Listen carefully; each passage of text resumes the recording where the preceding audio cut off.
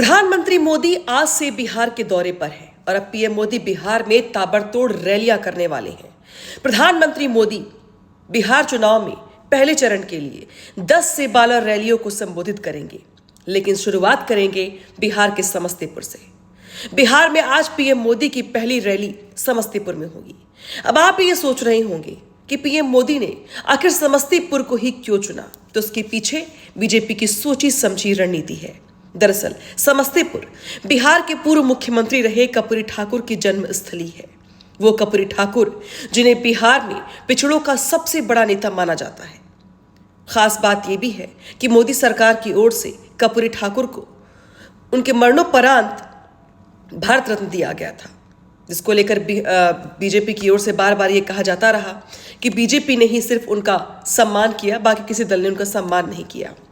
PM Modi Samastipur में सबसे पहले जब जाएंगे तो उनकी शुरुआत होगी रैली की उस जगह से जहां पर कर्पूरी ठाकुर रहा करते थे, और पीएम मोदी सबसे पहले उस मॉडल झोपड़ी को देखेंगे जो कर्पूरी ठाकुर के जीवन की सादगी को दर्शाता है, और वहीं से पीएम मोदी अपने कार्यक्रमों की शुरुआत करेंगे, रैलियों की शुरुआत करेंगे। समस्तीपुर वो जगह भी है जहां पर साल 2020 के विधानसभा चुनाव में एनडीए को 10 में से 5 सीटें मिली थी। यानी सोची समझी रणनीति के तहत पीएम मोदी बिहार में प्रचार की शुरुआत कर रही हैं। हालांकि इसी के साथ साथ पीएम मोदी जब शुरुआत करेंगे तो उसके बाद अमित शाह की भी ताबड़तोड़ रैलियां लगी हुई हैं और जेपी नड्डा भी लगातार बिहार का दौरा कर रही हैं।